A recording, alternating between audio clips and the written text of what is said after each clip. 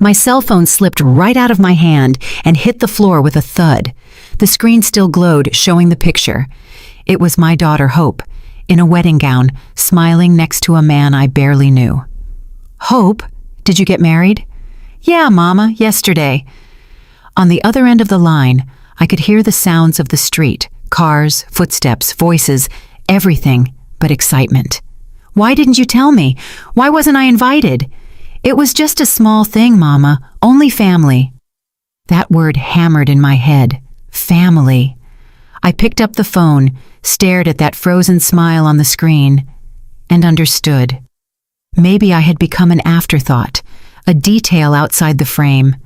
I deleted the picture, and in the silence that remained, a question formed that I still can't answer. What does a mother do when she stops being family? My name is Clara Mae Harrison, and for 67 years, I believed family was everything. I raised my daughter Hope, alone after my husband Elijah passed away.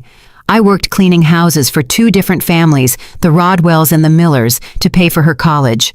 I saved every single dollar so she could have the wedding of her dreams. I always imagined I'd be right there beside her at the altar, holding her hand, watching her realize the biggest dream of any woman. But last Tuesday, as I was having my morning coffee and checking my phone, I saw a picture on Facebook that changed everything.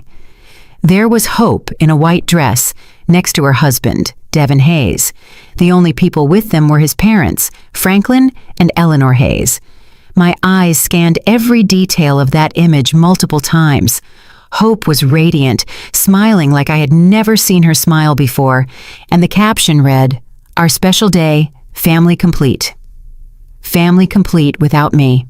There was no invitation, no conversation, no explanation. I found out my daughter got married the same way any stranger finds news on the internet.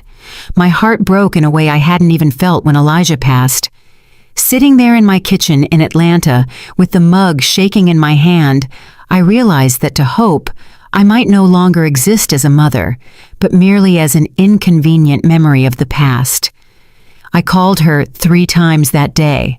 They all went straight to voicemail. I sent messages pretending I hadn't seen anything, asking if everything was okay, if she needed anything. The response only came late that afternoon. "I'm fine, Mama. We'll talk later." "We'll talk later."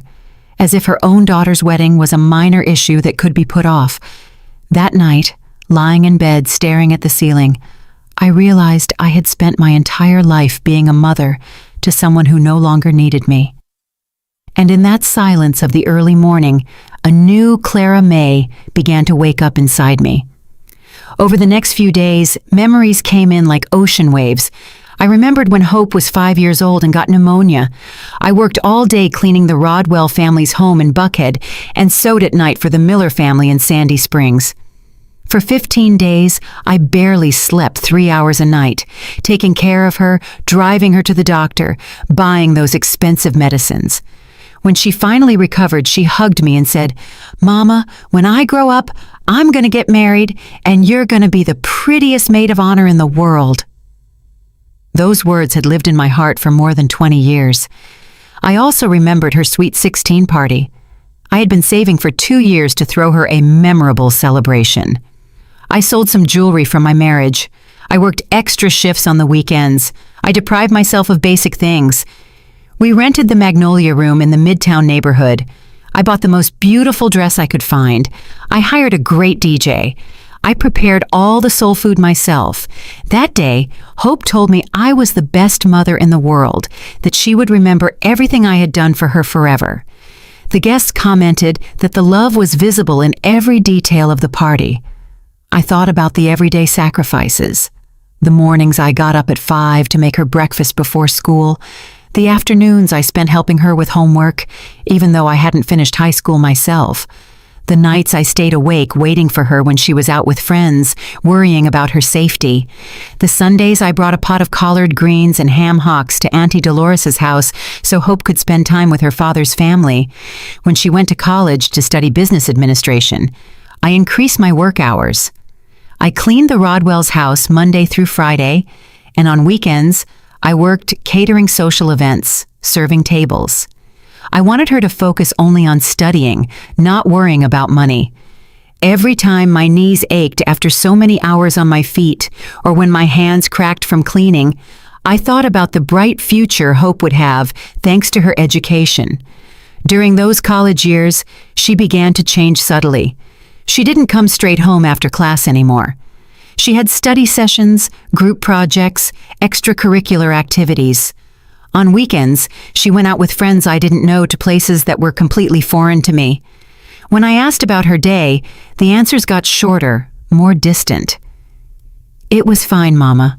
I'll tell you later." But later never came. It was during her final year of college that she met Devin Hayes.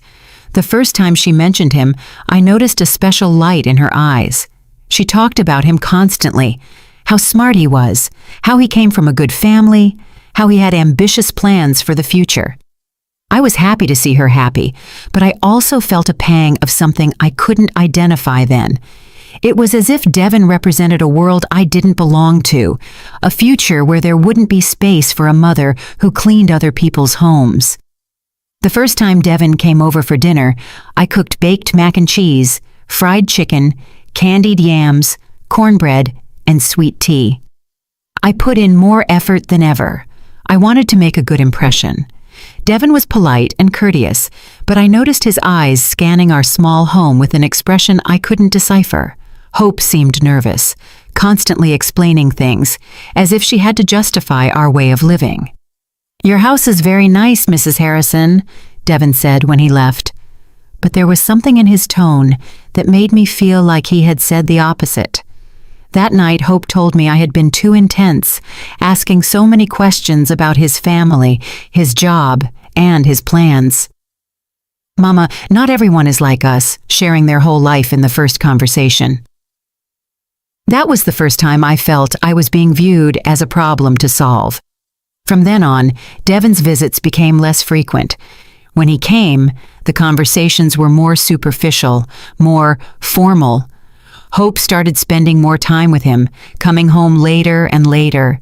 Sunday family gatherings became occasional, then sporadic, until they disappeared completely. "Devin and I have plans," became the most common phrase in her vocabulary. When Hope graduated, I was so proud I cried through the entire ceremony. She had achieved what I never could, finishing a college degree. She was going to have opportunities I never had. After graduation, we went to celebrate at a nice restaurant in Decatur. Devin had also invited his parents, Franklin and Eleanor Hayes. It was the first time I met them formally. Franklin was a manager at a big company in Sandy Springs. Eleanor had been a teacher for many years before retiring. They talked about trips, fancy restaurants, and Broadway shows.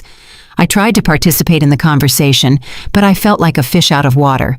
When I mentioned that I worked cleaning houses, there was an awkward silence that Hope quickly filled by changing the subject. That night, when we got home, Hope said something that hurt me deeply.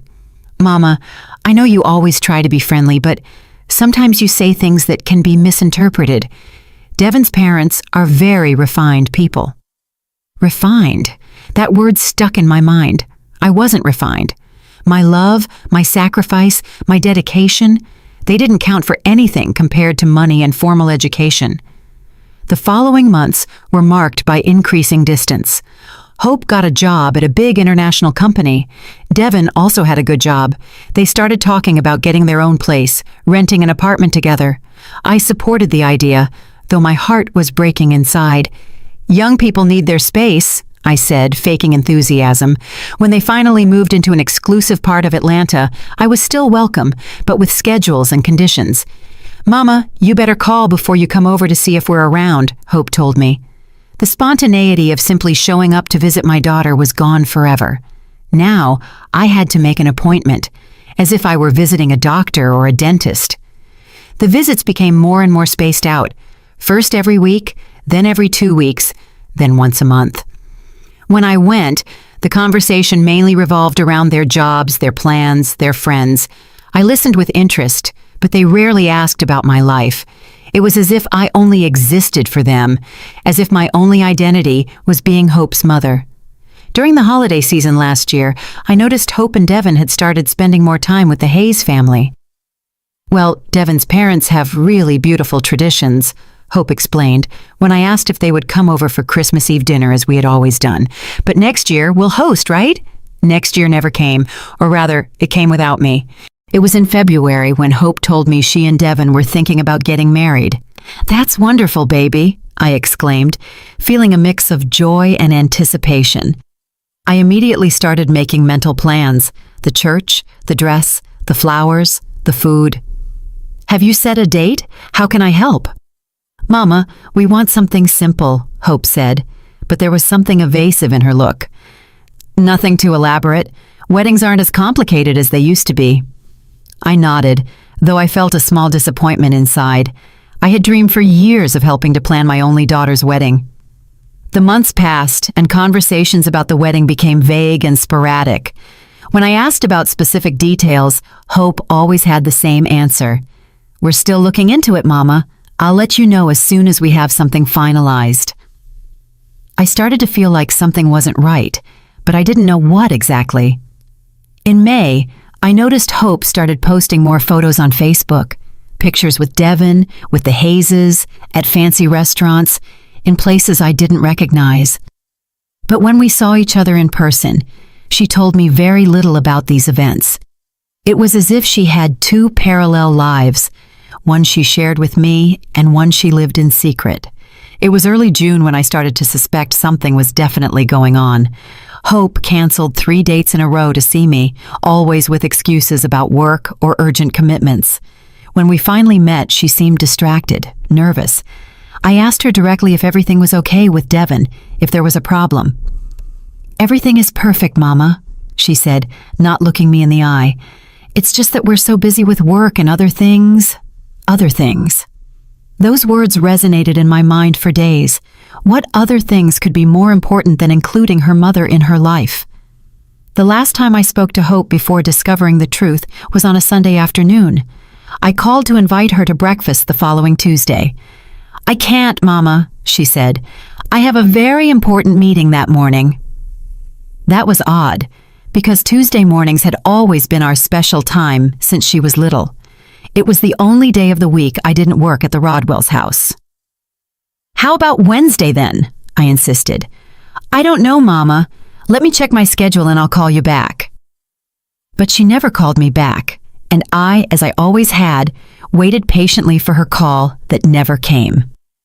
It was that Tuesday morning, exactly when I should have been having breakfast with my daughter, that I sat down in my kitchen with my coffee and a slice of pecan Danish. I logged onto Facebook to see photos of my neighbors and their grandkids, and I stumbled upon the image that would change my life forever. There was Hope, more beautiful than ever, in a simple but elegant wedding dress, smiling next to Devin in what was clearly a marriage ceremony.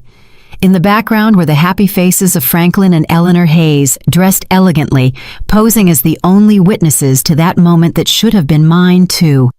The photo description read, "Finally married, thank you to our families for making this day perfect."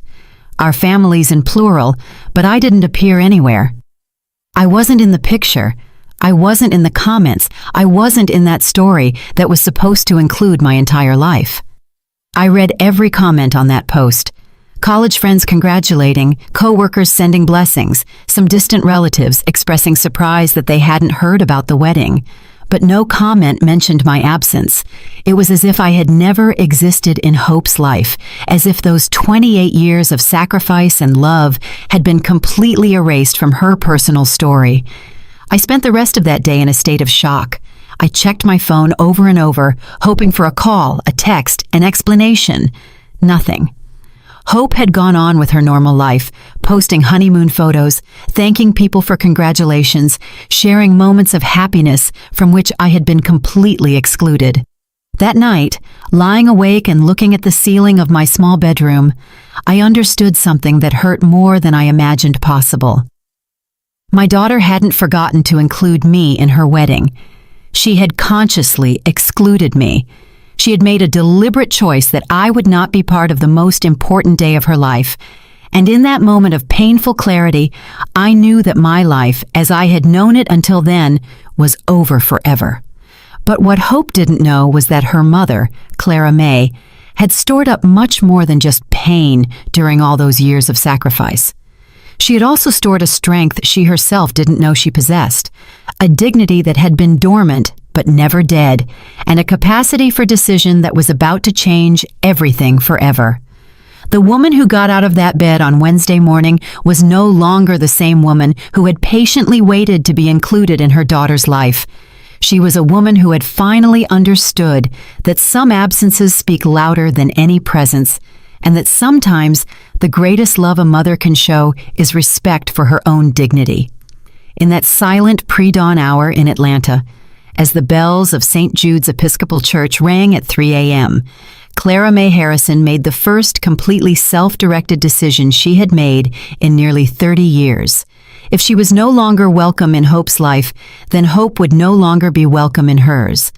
But this story was just beginning, and what came next would change the lives of everyone involved in ways none of them could have imagined. The following days passed in a dense fog that prevented me from clearly seeing where my life was headed. Hope didn't call to explain, didn't show up at the house, didn't show any sign of remorse. She continued posting honeymoon photos from Cabo San Lucas, Mexico, as if nothing had happened, as if I were just another follower on her social media.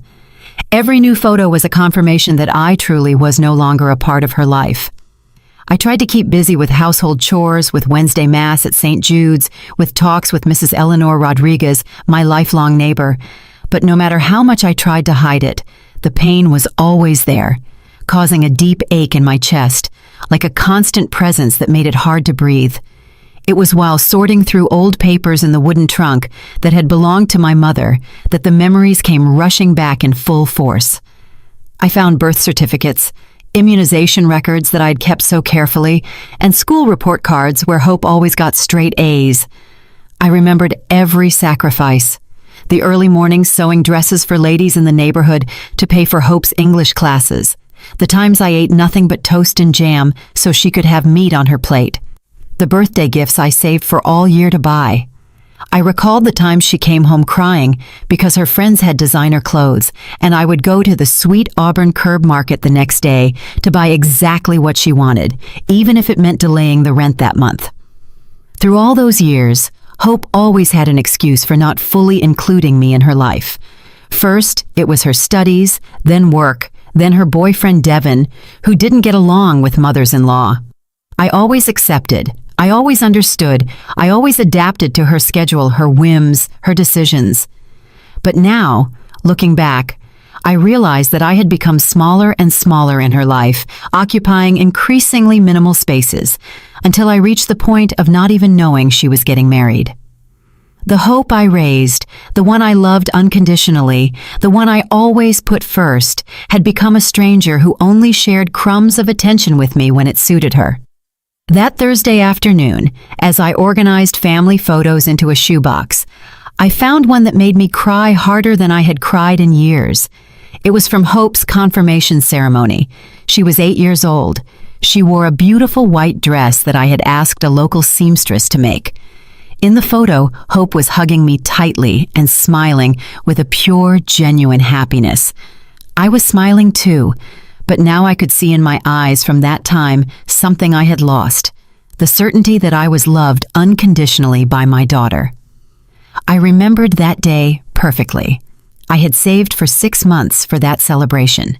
I rented the Magnolia Room Hall. I invited the whole family. I prepared barbecue, potato salad, sweet tea, and a huge red velvet cake I specially ordered. Hope felt like a princess, running from table to table, introducing me to everyone as my mama, the most beautiful in the world. That night, when everyone had left, she helped me pick up the dishes and said, "Mama, when I grow up and have my own parties, you're always going to be the most important person. Always." Tears ran down my cheeks as I held that photograph. What happened to that little girl who promised me I would always be the most important person? When did I become so insignificant that I didn't even deserve to be present at her wedding? I continued looking through the photos and found another one that hurt just as much. Hope at 15, the day of her Sweet 16 party. We had rented a hall in the Midtown neighborhood. There was a DJ, food for 150 people, and a live band for the waltz. I had worked double shifts for a whole year to give her that party. I cleaned houses by day, babysat children at night, sold sweet potato pies at the farmer's market on weekends, all to see her happy, to give her the celebration she deserved. In that photo, Hope and I were dancing together, mother and daughter, during one of the songs. She had asked me to play a song she called Our Special Song. "Mama, you used to sing this to me when I was little and sick, and it always made me feel better," she had told me.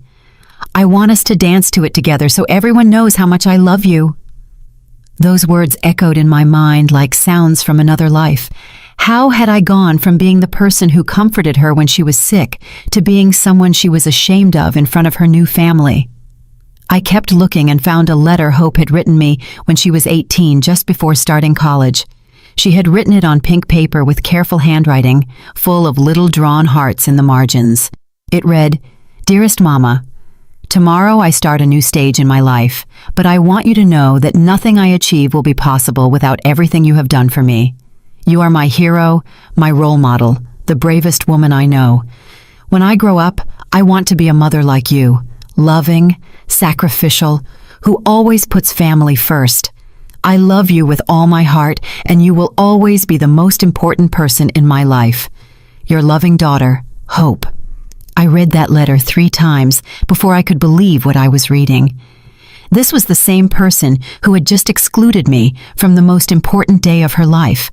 The same one who had promised me I would always be the most important person. I sat on my bed with the letter shaking in my hands and cried like I hadn't cried since the day I buried Elijah. I cried for the girl who wrote those words and for the woman she had become. I cried for all the dreams I had about being the mother of the bride. I cried for all the times I imagined helping her choose the dress, organizing the bridal shower, walking her down the aisle. I cried for the mother-daughter relationship I thought we had, which apparently only existed in my imagination. After the crying came the rage, a rage I had never felt in my 67 years. How dare she treat me like this after everything I had done for her? How could she be so cruel, so ungrateful? I had sacrificed my youth, my social life, my own dreams, all for her. I had worked until my bones ached so she could have opportunities I never had. And this was how she repaid me, with humiliation, exclusion, and oblivion. But after the rage came something worse. Shame. I started asking myself if somehow it was my fault. Had I been too intense, too clingy, too unsophisticated for Hope's new, refined life? I remembered the faces of Franklin and Eleanor Hayes when they met me. That subtle expression I hadn't been able to interpret then, but that I now understood clearly. Pity mixed with discomfort. To them, I was the embarrassing mother-in-law who had to be tolerated, not accepted. I got up from the bed and looked at myself in the vanity mirror. There was Clara May Harrison, 67 years old, gray hair, hands rough from so much work, wrinkles around my eyes that spoke of years of worry. I wasn't elegant like Eleanor Hayes. I hadn't traveled the world. I didn't speak any other languages. I didn't know about fine wines or theater. I was a simple woman who had done the best she could with what she had. But did that make me less valuable?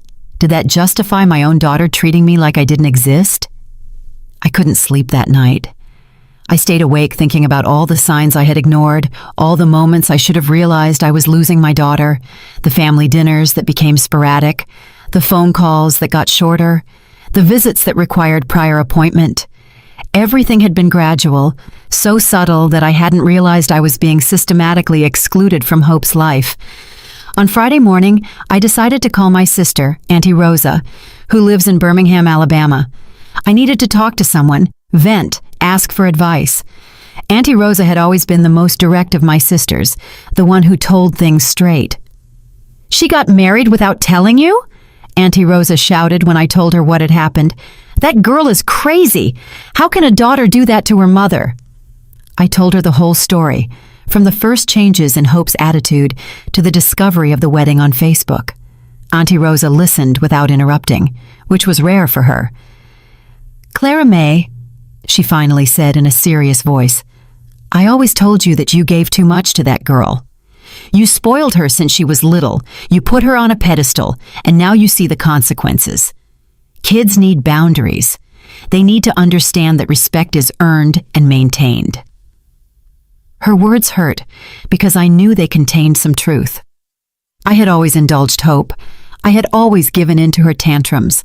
I had always put her needs before mine, but I had done it out of love, because I wanted her to have everything I couldn't have. "So what am I supposed to do now?" I asked, sobbing. "Now you're going to do what you should have done years ago. You're going to live for yourself," Auntie Rosa replied firmly. "Hope has already made her decision about what place you occupy in her life.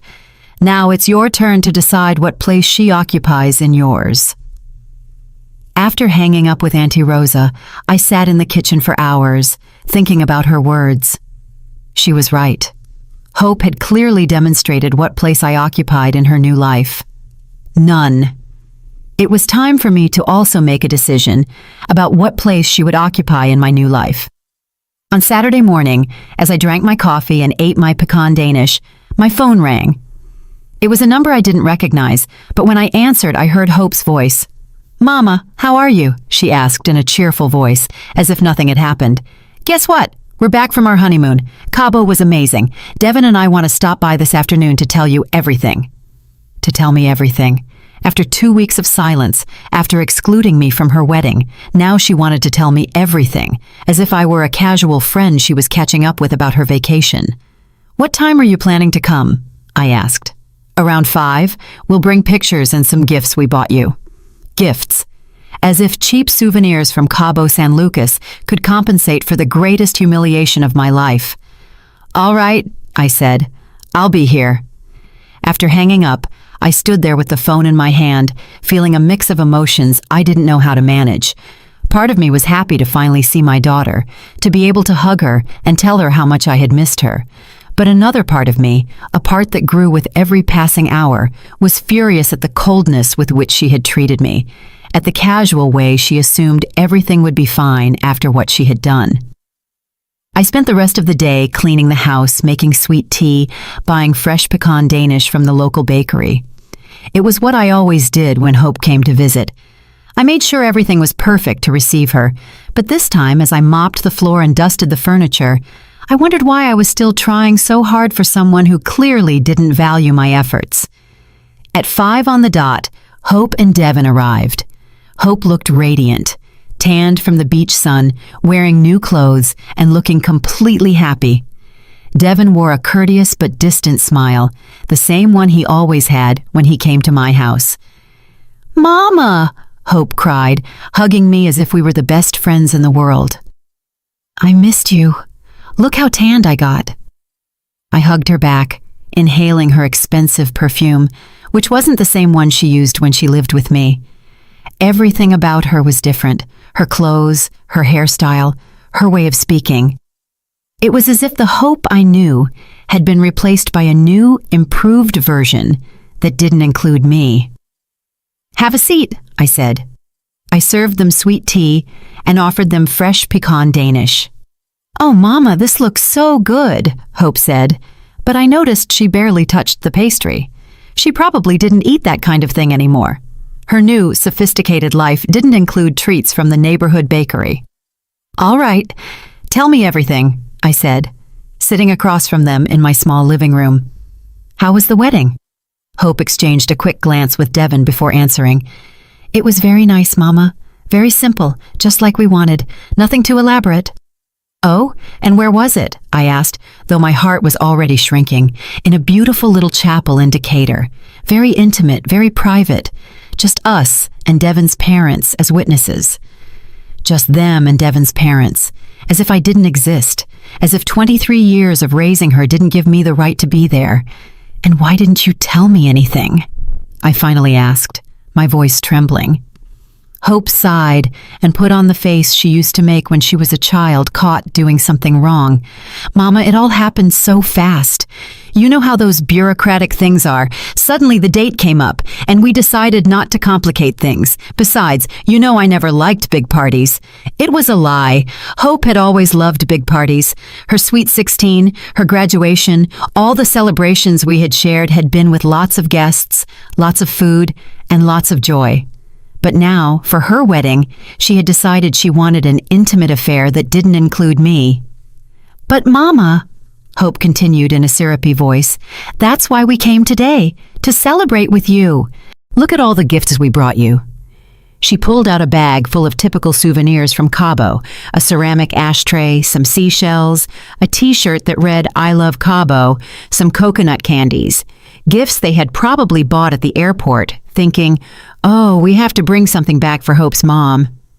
"Thank you, baby," I said, feeling like each gift was a slap in the face disguised as kindness.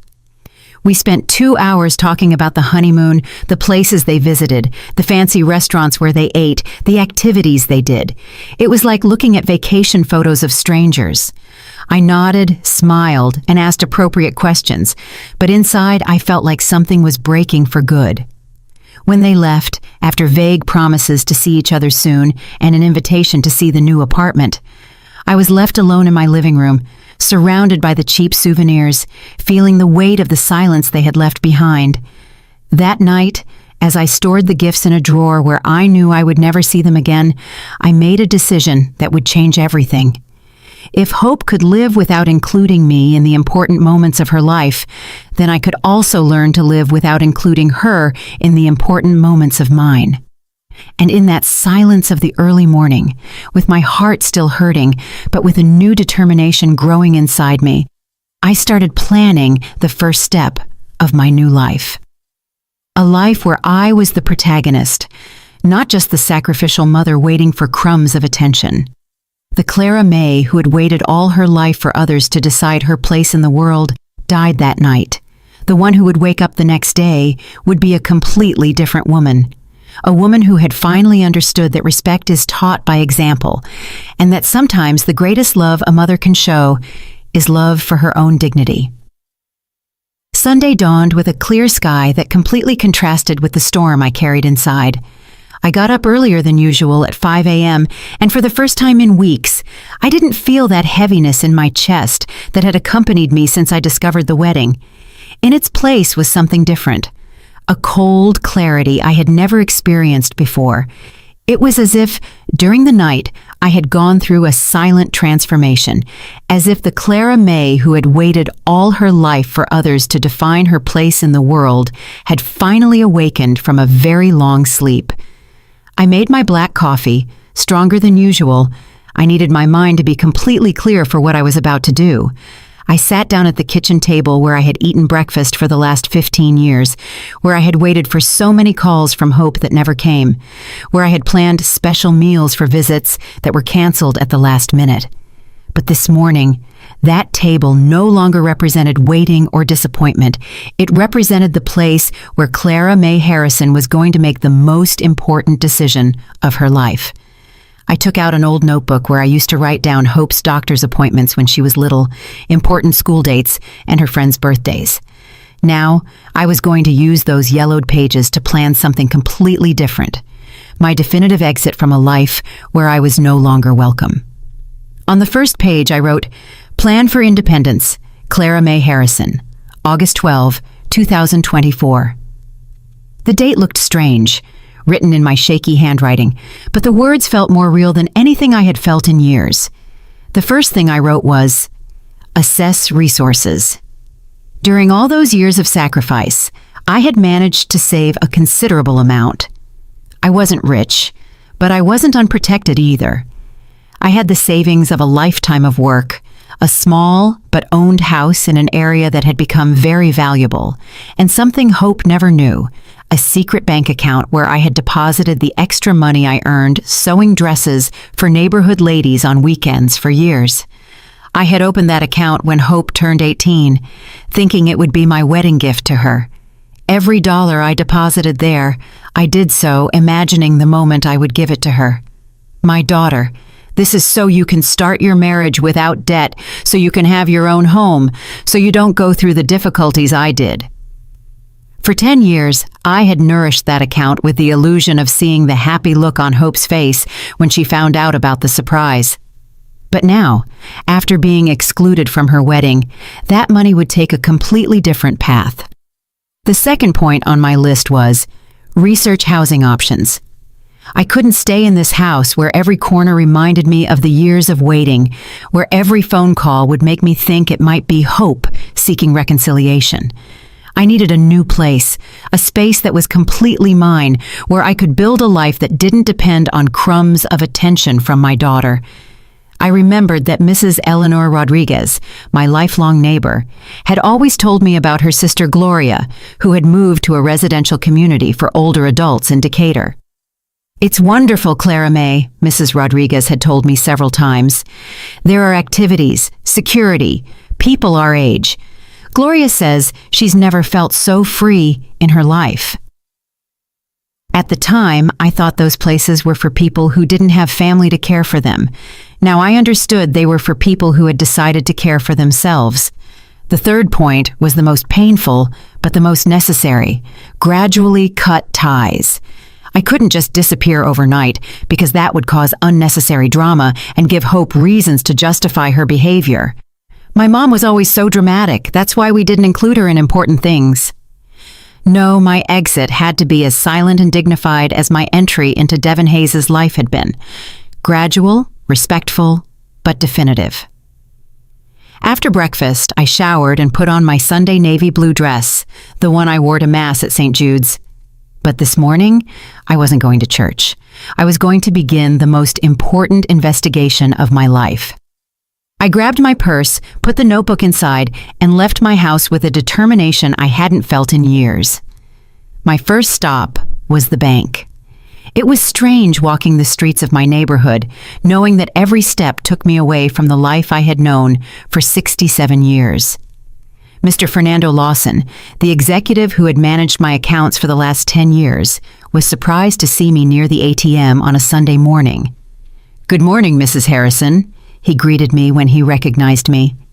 "Everything's fine. Perfect, Mr. Lawson," I replied with a smile I didn't expect to have myself. "I'm just reviewing my financial options. I might need to make some moves this week." "Of course, ma'am. I'm available Monday if you'd like to review your accounts in detail." "I appreciate it very much. I'll see you Monday then." That small conversation gave me more energy than I expected. For the first time in years, someone spoke to me like a person capable of making important financial decisions, not like an old lady who needed others to manage her money. From there, I went straight to Decatur, to the residential community Mrs. Rodriguez had mentioned. It was called the Legacy at Peachtree, and as soon as I got off the bus, I could see why my neighbor's sister liked it so much. It was a beautiful, clean place with well-kept gardens and an atmosphere of tranquility I hadn't felt in years. The receptionist, a very kind woman named Patricia, welcomed me with a genuine smile when I explained I was interested in seeing the facilities. "I'm glad you came," she said enthusiastically. "We just happen to have 2 very nice apartments available. Would you like a full tour?" For the next 2 hours, Patricia showed me every corner of the Legacy at Peachtree. The apartments were small but comfortable, perfect for one person. They had a living dining room, 1 bedroom, a full bathroom, and an equipped kitchenette. What I liked most was the balcony overlooking the gardens, where I could imagine myself drinking my coffee in the mornings and watching the sunset in the evenings. "We have lots of activities," Patricia explained as we walked through the common areas. "On Mondays, we have a yoga class, Tuesdays are for knitting and crafts, Wednesdays are Mass in the internal chapel, Thursdays are ballroom dancing, and Fridays are movie nights. On weekends, we organize excursions to different places: Savannah, Charleston, Asheville." Every activity she mentioned sounded like something I might enjoy, things I had never done because I was always waiting for Hope's schedule availability. "And are the people who live here happy?" I asked. "Look, Mrs. Harrison," Patricia told me honestly, Most of our residents come here after complicated family situations. Some have lost their partners, others have children who live far away, others simply decided they wanted to live with more independence. At first, many arrive sad, nostalgic, but after a few months, you see them, and they seem like different people. Happier, more active, more, how should I put it, more alive. Her words resonated deeply with me. More alive. How long had it been since I truly felt alive? How many years had I spent simply existing, waiting for my daughter to include me in her life? "What are the requirements to live here?" I asked. Patricia explained the whole process. I had to be over 60 years old, check. Have stable income to cover the monthly fee. I had savings for several years. And pass a basic medical evaluation to ensure I could live independently. My health was excellent. The monthly cost included maintenance, security, activities, and basic utilities. It was a considerable amount, but perfectly manageable with my savings. "How long does the admission process take?" I asked. "If you bring all the documents this week, we could have everything ready in 2 weeks," Patricia replied. "Are you interested in any of the apartments you saw?" I looked again toward the balcony of the apartment I liked most, the one that faced the garden where I had seen several residents chatting animatedly under the shade of a big tree. In that moment, I made a decision that surprised even me with how quick and clear it was. "I'll take the one with the balcony facing the gardens," I said without hesitation. "Excellent decision," exclaimed Patricia. "That's one of the most requested. Here's the list of documents you need to bring and the contract for you to review carefully." I returned home that afternoon with a feeling I hadn't experienced in years, genuine hope.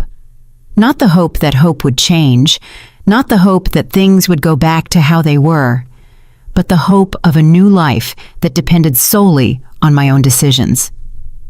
That night, instead of watching TV as I did every Sunday, I dedicated myself to organizing my documents: birth certificate, proof of income, bank statements, identification. It was strange preparing paperwork to start a new life at 67, but every document I organized made me feel more certain of my decision. On Monday morning, I went to the bank exactly at 9 a.m. when they opened.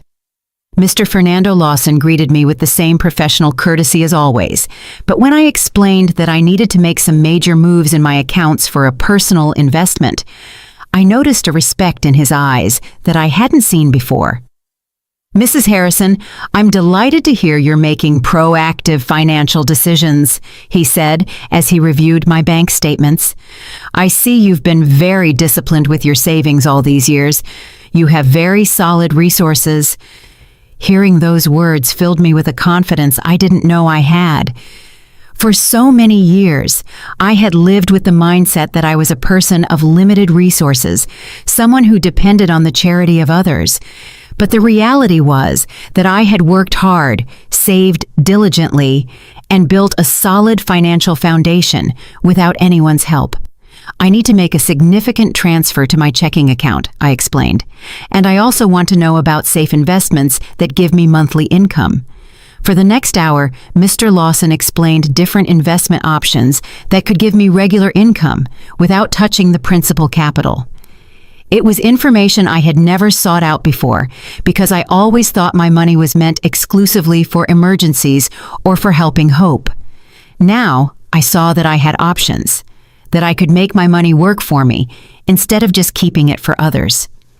From there, I went directly to the office of Mr. Michael Sanders, a lawyer Mrs. Rodriguez had recommended to me years ago when I had trouble with some house documents. I needed to make sure all my assets were in order, and more importantly, I needed to update my will. "Mrs. Harrison, what brings you here?"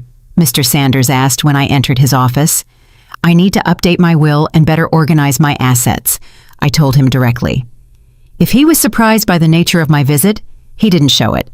For the next 40 minutes, we reviewed all my property documents, bank accounts, and insurance policies.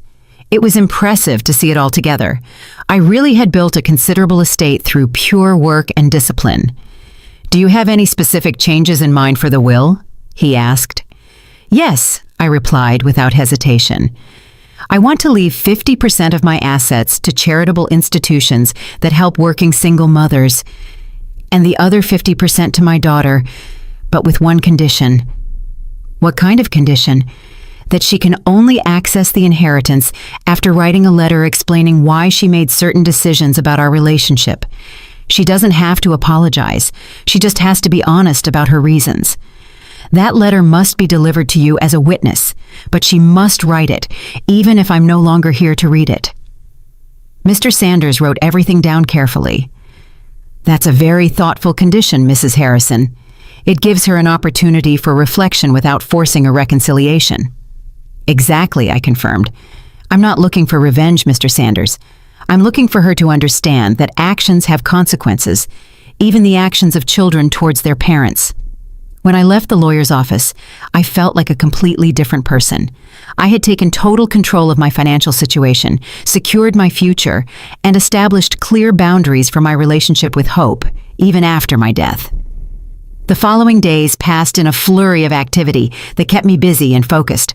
I hired a moving service to assess my belongings.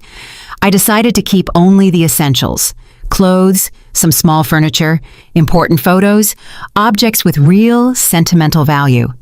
Everything else would be donated or sold. The hardest part was deciding what to do with Hope's things that I still kept in her room: school trophies, books, clothes she had left when she moved out. I finally decided to carefully pack everything in labeled boxes and leave them in a storage unit I rented near her apartment. If she ever wanted them, she could pick them up. If not, eventually. During that week, Hope called me twice. The conversations were courteous but distant on both sides. She told me about her new job, her plans to decorate the apartment, the dinners she had with the Hayes. I listened politely, asked appropriate questions, but I didn't share anything about my own plans. For the first time in years, I had important secrets that did not include my daughter. "Is everything okay, Mama?" she asked on the second call. "You sound different." "Everything is perfect, baby," I replied with complete honesty. "I'm just organizing some things at the house. You know how it is." "Do you need help with anything?" The question would have thrilled me before. Now it simply confirmed that Hope still saw me as someone who needed help, not as someone capable of solving her own problems. "No thank you, baby. Everything is under control." On Friday of that week, I got the call from Patricia at the Legacy at Peachtree. My application had been approved, and I could move in the following Monday if I wanted. That night, alone in my house, surrounded by packed boxes and furniture covered with sheets, I didn't feel sadness or nostalgia. I felt something I hadn't experienced in decades: the excitement of starting something new. On Saturday morning, as I had my last coffee at the kitchen table, where I had planned so many special meals for Hope, my phone rang. It was her. "Mama, Devin and I want to invite you to dinner tomorrow, Sunday. We're going to try out the new dining room at the apartment." It was the invitation I had waited for months. They finally wanted to include me in something, show me their new home, treat me like a part of their life. But it was too late. "Oh, baby, that's a shame," I replied in a serene voice. "I already have plans for tomorrow." "Plans? With who?" "With some new friends. We're going on a little day trip to Lake Lanier." It wasn't a lie. The residents of the Legacy at Peachtree had a trip scheduled for Sunday, and I had already signed up. "But Mama, we can change it to another day. It's important to us that you see our home." "Thank you, baby, but I'm already committed. Maybe another time, when I have more time." There was a long silence on the other end of the line. Hope was not used to me having plans that didn't involve waiting for her. "Well, okay, we'll organize something later." "Sure, baby. Have a wonderful dinner."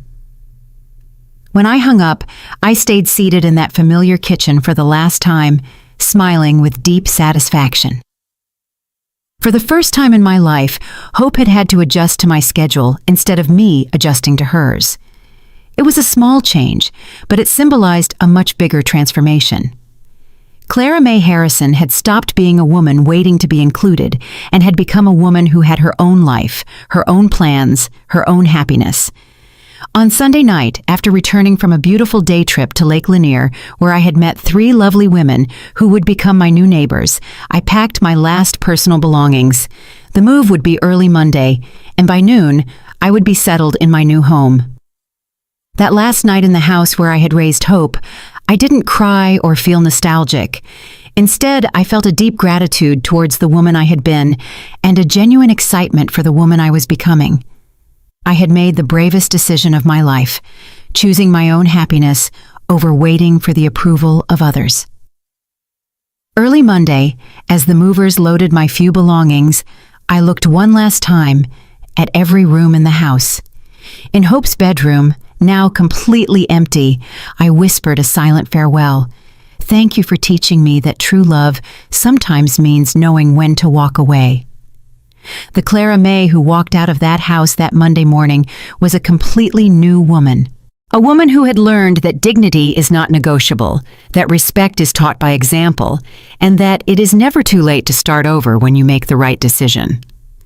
As the moving truck drove away toward Decatur, toward my new life at the Legacy at Peachtree, I sat in the passenger seat, smiling toward the future. For the first time in 67 years, I didn't know exactly what awaited me, and that uncertainty felt like the most beautiful freedom in the world. My first week at the Legacy at Peachtree passed like a beautiful dream I didn't want to wake up from. Every morning I woke up in my new cozy apartment, made my coffee in the kitchenette that was entirely mine, and went out onto the balcony to look at the gardens where I had already identified my new neighbors. There was Mrs. Mercedes, 72, who had been an elementary school teacher for 40 years. Mrs. Eleanor, 69, who had worked in a government office and had fascinating stories of her youth. And Mr. Alexander, 75, a widower like me who had been a carpenter and now made small furniture to give as gifts to his new friends. It was strange to feel part of a group where I was valued for who I was, not for what I could do for others. At community meals, my new friends asked me about my life, my opinions, my plans. No one saw me as somebody's mother or the awkward mother-in-law. I was simply Clara May, a woman with her own stories, her own dreams, her own personality. On Wednesday of my first week, I participated in the knitting class led by Mrs. Eleanor Rodriguez, an elegant 74-year-old woman who had been a dressmaker in her youth. While embroidering flowers on a napkin, I realized I hadn't done anything purely for pleasure in years, without thinking about whether Hope would like it or if it would be useful for the house. "You know what, Clara May?" Mrs. Rodriguez said as she checked my work. "You have a great hand for this. You should come to every class." It was a simple compliment, but it touched my heart. How long had it been since I received recognition for something I had done well? In my previous life, my achievements were always measured by how much they helped Hope. Now, for the first time, someone valued my work for its own sake. Thursday was my first ballroom dancing class. Mr. Alexander Davis, a very distinguished 76-year-old man who had been a physical education teacher, led the classes with contagious patience and joy.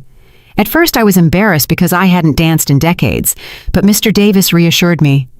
"No one judges here, Clara May," he said with a kind smile.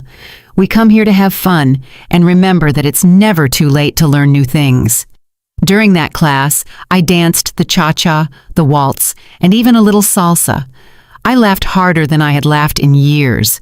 My classmates applauded when I managed a difficult step, helped me when I got confused, and made me feel like I was part of a real family, a family that had chosen me and that I had chosen too. That night, as I ate dinner alone in my apartment, but without feeling lonely, my phone rang.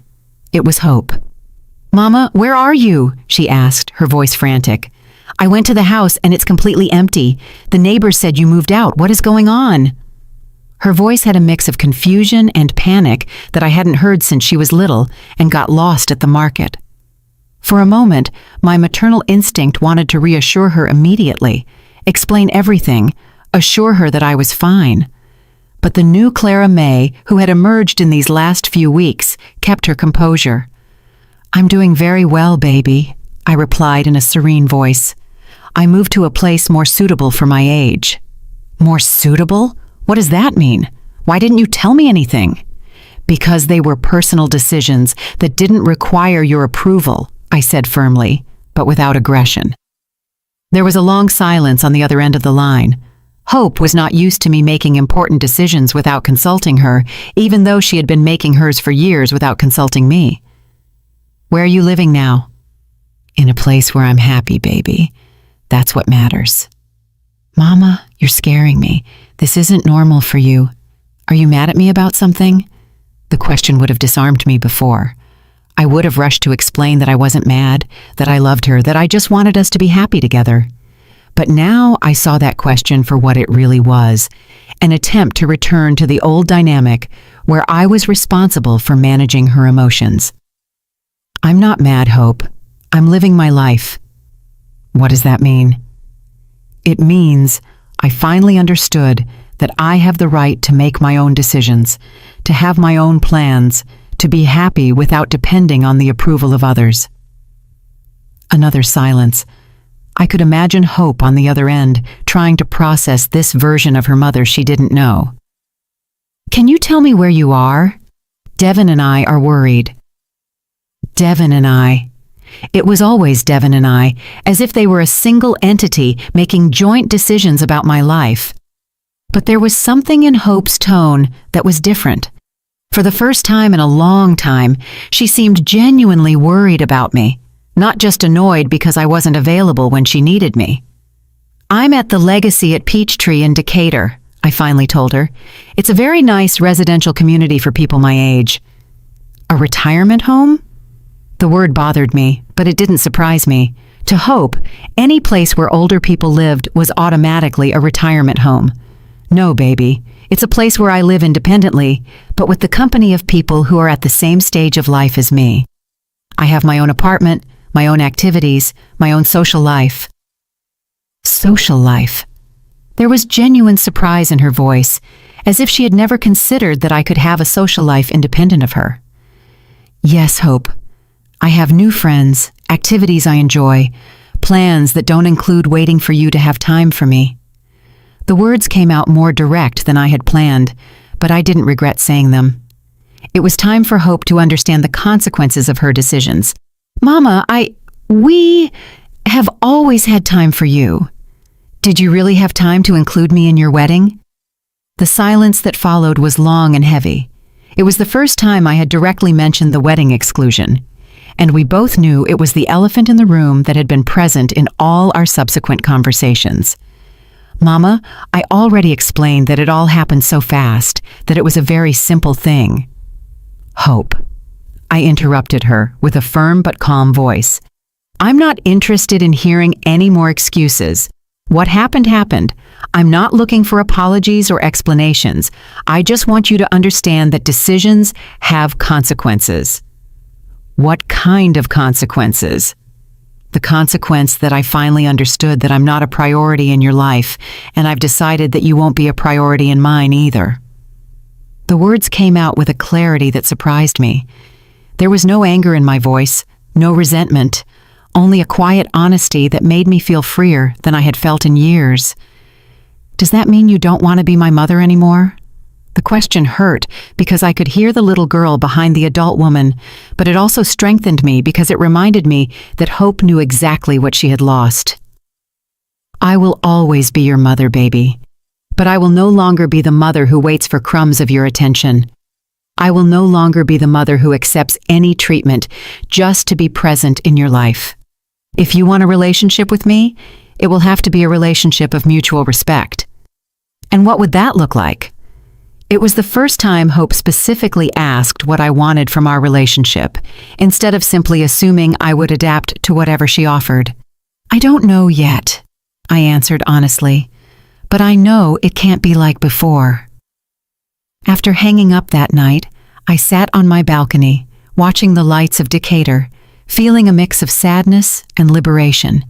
It had been the hardest conversation of my life, but also the most necessary. For the first time, I had set clear boundaries with my daughter. I had expressed my feelings without trying to protect hers. I had placed my dignity above my desire to keep the peace. The following days passed without news from Hope, and for the first time, her silence did not cause me anxiety. I was too busy discovering my new life to worry about interpreting her lack of communication. On Friday, I participated in the weekly excursion to downtown Atlanta, where we visited the Georgia State Capitol and ate at a traditional soul food restaurant near Centennial Olympic Park. On Saturday, I went to the yoga class for the first time in my life and discovered that my body was more flexible than I thought. On Sunday, after Mass at the chapel at the Legacy at Peachtree, I was returning to my apartment when Patricia, the receptionist, stopped me. "Mrs. Harrison, you have visitors," she said with a smile, "a young couple who say they're family." My heart sped up a little, but not with the anxiety of before. It was more curiosity to see what Hope and Devin wanted. I found them in the visitors' lounge, sitting together on one of the elegant sofas. Hope looked nervous, almost fragile, very different from the confident, successful woman she had been in our last encounters. Devin looked uncomfortable, as if he would rather be anywhere else. "Mama," Hope said, standing up when she saw me, "thank you for seeing us." It was strange that she thanked me for seeing them, as if she finally understood that she could no longer simply appear in my life uninvited. "Have a seat," I said, taking the chair across from them. "How are you?" "We're fine," Hope replied, though her voice suggested otherwise. "We wanted to come and see where you're living, to make sure you're comfortable." I looked around the visitors' lounge with its elegant furniture, its well-kept plants, its large windows that let in a lot of natural light. Then I looked at them, this young couple who had come to make sure I was comfortable, as if they had any right to approve of my life decisions. "As you can see, I'm very comfortable," I said with a genuine smile. "This place is perfect for me." "Yes, it looks very nice," Devin admitted, speaking for the first time. "It must be expensive, though." There it was, the real concern, not my happiness or my comfort, but how much of their inheritance I was spending.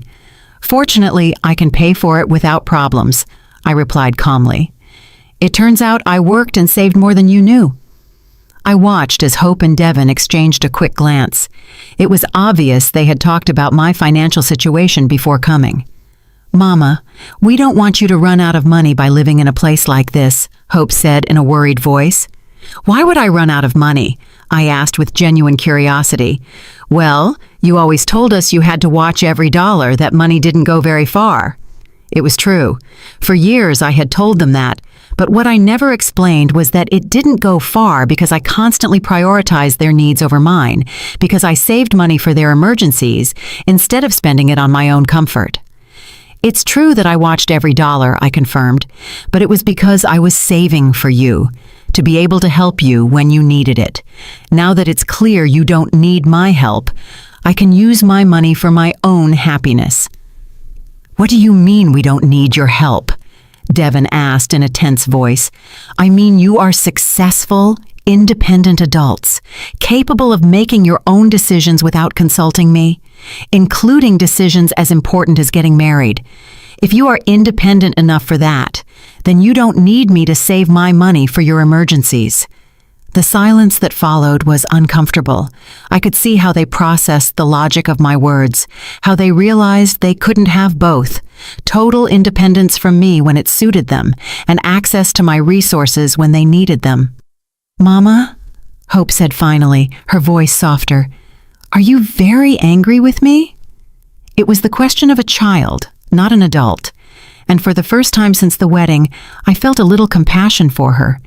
But it was a different kind of compassion, not the blind compassion that had led me to excuse her behavior for years. "I'm not angry, baby," I told her honestly. "I'm disappointed. I'm sad, but above all, I am at peace." At peace? At peace with finally understanding who I am beyond being your mother. At peace with having discovered that I can be happy without depending on your approval or your attention. Hope remained silent for a moment, and I could see tears starting to form in her eyes. "Does that mean you don't love me anymore?" It was the question I had been waiting for, and I had the answer ready. "I love you more than you can imagine, Hope. But I've learned that loving someone doesn't mean allowing them to disrespect you. I've learned that true love includes boundaries, includes dignity." includes mutual respect. And what can we do to fix this? Devin asked, speaking for the first time as if he truly cared about the answer. I looked at both of them, this young couple who had come to fix the situation, probably hoping that with a visit and a few apologies, everything would return to normal. "There's nothing to fix," I said calmly. "I'm not broken, I'm not sick, I'm not acting out of spite. I am simply living the life I deserve to live." "But can we still be family?" Hope asked, her voice trembling. "We will always be family," I assured her. "But it will be a different kind of family, one where we respect each other, where we include each other in the important things, where we treat each other as equal adults." "How do we know what you expect from us?" Devin asked. It was a practical question, and I appreciated his honesty. "Hope knows how to treat me with respect," I replied, looking directly at my daughter. "She did it for many years when she was younger. She just needs to remember how to do it." Hope nodded slowly, as if finally understanding that there was no quick fix, that she would have to do real work to rebuild our relationship. "Can we call you sometimes?" she asked in a small voice. "Of course," I said, "but I won't be available every time you call. I have my own life now, my own activities, my own commitments." It was strange saying those words. For 67 years, I had never had commitments I couldn't cancel for Hope. Now I had knitting classes, excursions, dinners with friends, a social life that was important to me. When they left that afternoon, after vague promises to maintain better communication and do things differently, I stayed seated in the visitors' lounge for a while longer, processing what had happened. There had been no dramatic reconciliation, no tears of remorse, no promises of immediate change. But there had been something more valuable: recognition. For the first time, Hope had recognized that she had treated me poorly, that she had made decisions that hurt me, and that she would have to make a real effort if she wanted a relationship with me. That night, during the community dinner in the dining hall at the Legacy at Peachtree, my new friends asked me about my visitors. "Everything okay with the family?" Mrs. Mercedes asked with genuine concern. "Everything is exactly as it should be," I replied with a smile. "For the first time in years, everything is exactly as it should be." And it was true. I didn't know if Hope and I would ever have a close relationship again. I didn't know if she would truly change or if she would simply learn how to manage me better. But I knew that I had changed forever, and that no matter what happened to our relationship, I would be fine. The Clara May who had waited for years for her daughter to include her in her life had died forever. In her place, a woman had been born who knew her worth, who had her own dreams, who was capable of being happy with or without the approval of others. And that transformation, painful as it had been, was worth more than any reconciliation that required me to return to being the small, subservient woman I had been before. For the first time in my life, I was free, and that freedom felt like the most beautiful gift I had given myself. Today, 6 months later, I wake up every morning in my small but cozy apartment. I look out the window and see a different world. It's not a world without pain, but it's a world where I choose who is part of my story. I tend to my plants on the patio. I read the books I always wanted to read. I frequent the new chapel, where no one knows me as Hope's mother. I am simply Clara May Harrison, a 67-year-old woman who is learning to live for herself after decades of living exclusively for others. Sometimes I get calls from unknown numbers that I know are Hope trying to reach me through other people's phones. I hear her voice on the answering machine, always crying, always apologizing, always promising she will change. But some exclusions cause pain too deep to be healed just with words. Some rejections are too final to be forgiven with simple remorse. Hope had the opportunity to include me in the most important moment of her life, and she chose to leave me out. Now I choose to leave her out of my new life. During these months, I've learned that the loneliness I feared doesn't exist when you live in peace with yourself. My days are filled with activities that nourish my soul: knitting classes with Mrs. Rodriguez, Thursday dances with Mr. Davis, weekend excursions where I discover parts of Georgia and the South that I had never visited. At community dinners, my friends listen to me attentively when I tell stories of my youth, when I share recipes I learned from my mother, when I give my opinion on the daytime soaps we watch together in the afternoons. Yesterday at the grocery store, a lady recognized me and told me that Hope was offering a reward for anyone who knew my whereabouts. I smiled politely and replied that sometimes people find each other when they are ready to find each other. I don't feel rage. I don't feel vengeance. I don't feel hatred. I feel only the peace of someone who made the right decision at the right time. Hope learned in the most painful way possible that mothers also have feelings, that love has boundaries, and that some doors once closed never open again. Last week, I received a very formal letter delivered by a lawyer. It was from Hope, typed, with no tears to smudge the ink, no shaky handwriting of emotion. In that letter, my daughter explained with a coldness that surprised me her reasons for excluding me from the wedding. She said it had been a practical decision, that the Hayes had insisted on a small ceremony, that they hadn't wanted to hurt my feelings, but hadn't wanted to create conflicts with her new in-laws either. I read that letter 3 times before fully understanding what I was reading. Hope had reduced the most painful moment of my life to a practical decision. She had turned my exclusion into a matter of family diplomacy. There was no recognition of the harm she had caused me. There was no understanding of the sacrifice it had been for me to raise her alone. There was no gratitude for the years of unconditional love I had given her. That letter confirmed something I already knew in my heart. The Hope I had raised, the girl who promised me I would always be the most important person in her life, had disappeared forever. In her place was a woman who viewed our relationship as a social obligation that could be managed with efficiency, not as a sacred bond that deserved care and respect. I put the letter away in a wooden box, along with some old photographs that had resisted time, not out of spite, but because some words only need to be read, not answered. A mother's love doesn't end, it just changes form.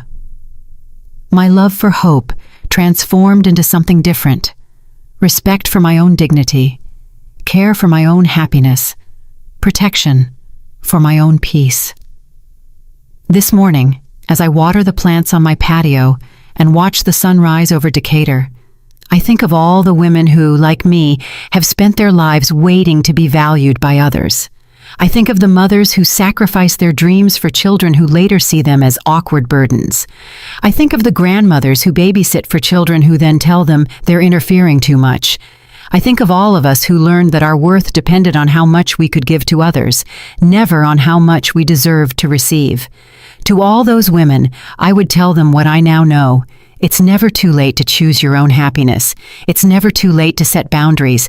It's never too late to decide that you deserve respect, that you deserve consideration, that you deserve to be treated as the valuable person you have always been. The freedom I feel now was not born of punishing Hope, but of freeing myself. It was not born of revenge, but of self-respect. It was not born of hatred, but of the self-love that had been dormant for too many years. Last night, after community dinner, Mrs. Mercedes asked me if I ever regretted making this decision. "Don't you miss your daughter?" she asked, with the kindness of someone genuinely concerned about my well-being. "I miss the daughter I thought I had," I replied honestly, "but I don't miss the relationship we actually had, because that relationship was slowly killing me." It is the purest truth I have ever spoken. For years, I lived a fantasy where I believed Hope loved me the same way I loved her. The reality is that to Hope, I was a convenience when she needed me, and a nuisance when she didn't. Accepting that reality was painful, but it was also liberating. Today, I write these words from my patio with the sound of the community garden fountain in the background, with the scent of the bougainvillea I planted last week, with the certainty that I chose the right path. I don't know what the future holds, but I know it will be a future where my happiness will not depend on the decisions of others. Sometimes the greatest acknowledgement is the silence one chooses to maintain. And in that silence, Clara May Harrison finally found her voice, her strength, and her peace. Did you like the story, and which city are you listening from? Let's meet in the comments. If you liked the story, you can support me by sending a super thanks so I can keep bringing more stories like this. Thank you so much for your sweet support. I'm looking forward to your comments on the story.